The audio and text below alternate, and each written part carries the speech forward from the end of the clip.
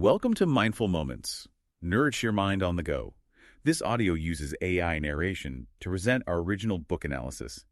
Today, we're diving into Mary Shelley's Frankenstein. You can think of this like a shortcut to understanding all the key themes of this classic without actually having to read the whole thing. We're going to be following Victor Frankenstein's journey and seeing where his ambition leads. Frankenstein is interesting, not just a horror story, but it reflects a lot of the anxieties and philosophical debates of its time, like the Industrial Revolution, the Enlightenment, and Romanticism. They all kind of come together in this book. Okay, so let's start with Victor and his obsession with creating life. He spends months shut away in his solitary chamber, or his cell, and the language that he uses is really intense. He talks about using unhallowed damps of the grave and tortured living animal to create his being. Yeah, the secrecy and isolation are really key here. Victor's driven by this thirst for knowledge, but it's a selfish pursuit, and it ultimately becomes destructive. He's so caught up in the how that he doesn't even consider the why or the ethical implications of what he's doing. He doesn't even think about it. And then he actually does it. He brings his creature to life. Shelley sets this scene on this dreary November night with the rain pattering dismally. Yeah. So there's this sense of foreboding. Right, absolutely. The weather in Frankenstein is never just background detail. It always reflects the emotional turmoil of the characters and foreshadows all the darkness to come. Shelley was amazing at using nature to mirror the human psyche. Yeah. So Victor brings the creature to life, and how he reacts, well, it's not exactly fatherly pride. He is totally horrified by what he's created. He says the creature is hideous, with dull yellow eyes and convulsive motions. His immediate rejection is so important because it really sets off this chain of events that have these awful consequences. Victor abandons his creation, not just physically, but emotionally, too. It's like he's trying to just erase what he did. But obviously, you can't just undo something like that. Yeah. His actions have consequences. Yeah. And that's where things really start to go wrong, this abandonment. Is at the root of the tragedy that happens. It really is. I mean, think about it. The creature is born innocent. He's a blank slate. How he develops, his capacity for good or for evil. It all comes down to how other people treat him. He's like a child who's abandoned.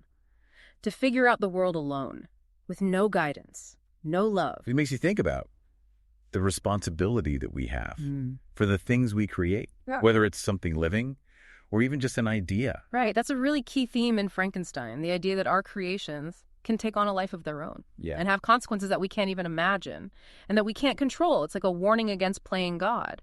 But it's also a call for compassion and understanding. Yeah, definitely. So Victor runs away from his creation, and the creature is left to fend for himself. What happens then? Does he just wander around? No, not at all. He's actually really intelligent and resourceful. He learns about the world by watching other people. He teaches himself how to read. He learns to understand language. He even finds comfort in books, just like Victor. Oh, wow. That's an interesting parallel. They're both drawn to knowledge, but their paths are so different. It highlights the impact of nurture, or in the creature's case, the lack of it. He could be good. He's capable of deep emotion and empathy, but being isolated and rejected by other people, that twists his potential for good. So, his story is more than just a monster on a rampage. It's about someone who could have been good, but wasn't given the chance. Exactly. It makes us think about how we treat people who are different, people who don't fit in, and how our fear and prejudice can create the very monsters that we're afraid of. Wow. That's powerful, and it still feels relevant, even though Frankenstein was written centuries ago.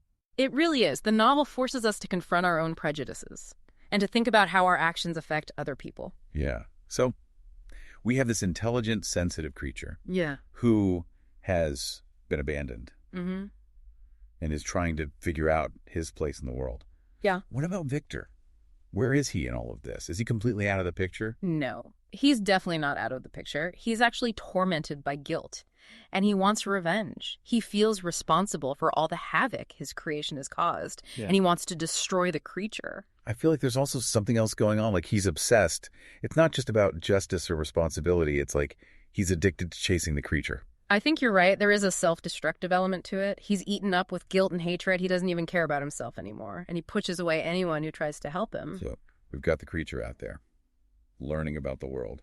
And we've got Victor, consumed by this dark obsession. So I'm guessing they're going to cross paths again. They will, and it won't be good for either of them, but that's a story for our next installment of this deep dive.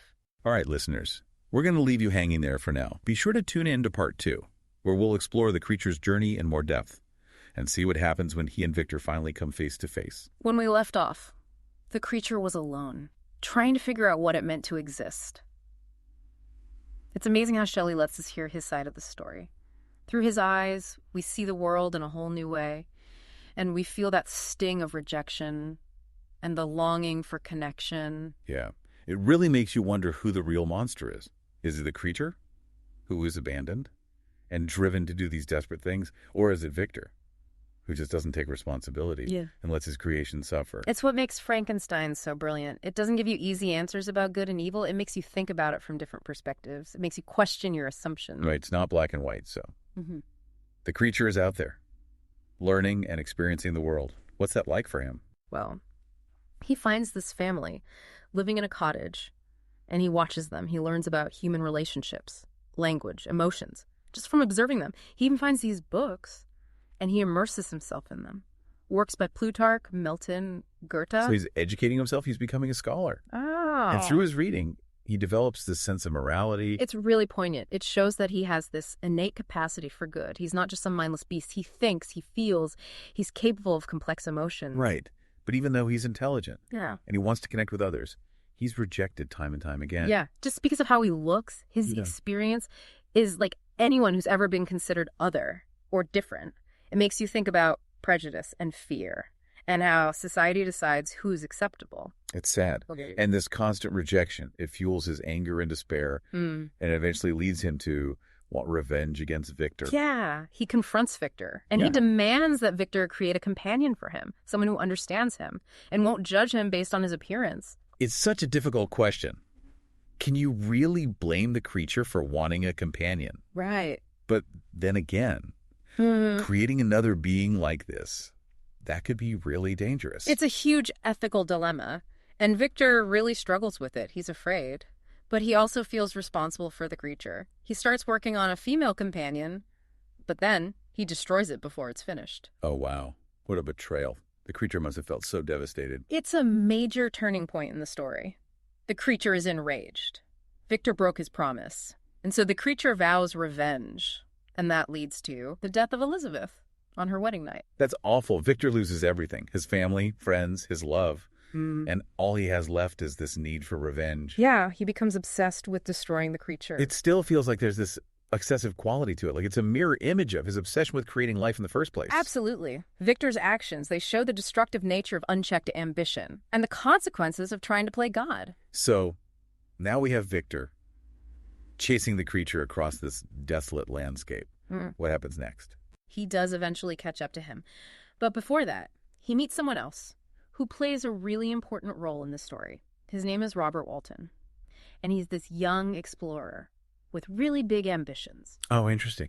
It's like Shelley is adding another layer to the story, giving us another way to look at Victor and his creation. Yeah. Walton's ambition is a lot like Victor's, but meeting Victor, it's a warning for Walton. It shows him what could happen if he doesn't control his own desires. Right.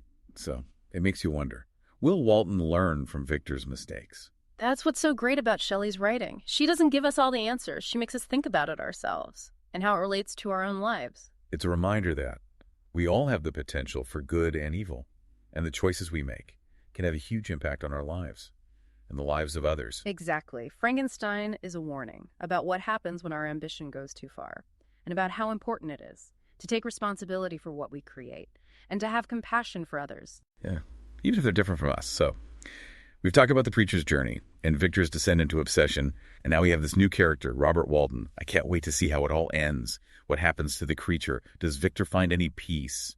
What about Walton? I guess we'll find out in the final part of our deep dive into Frankenstein last time. We left Victor chasing the creature across this frozen wasteland. And we met Robert Walton, this ambitious explorer. Yeah, and their paths do collide. Walton finds Victor out on the ice, weak and delirious, drifting on an ice floe, and Walton's drawn to Victor, to his intelligence, and to his tragic story. I think he sees a reflection of himself in Victor. He sees the allure of ambition, but also the potential for disaster. So Victor's story, it's like a warning to Walton. Yeah. Like, this could be you if you're not careful. Does Walton listen? Does he change his course? At first, he's totally captivated by Victor's story. He's fascinated by this idea of pushing the boundaries of what's possible.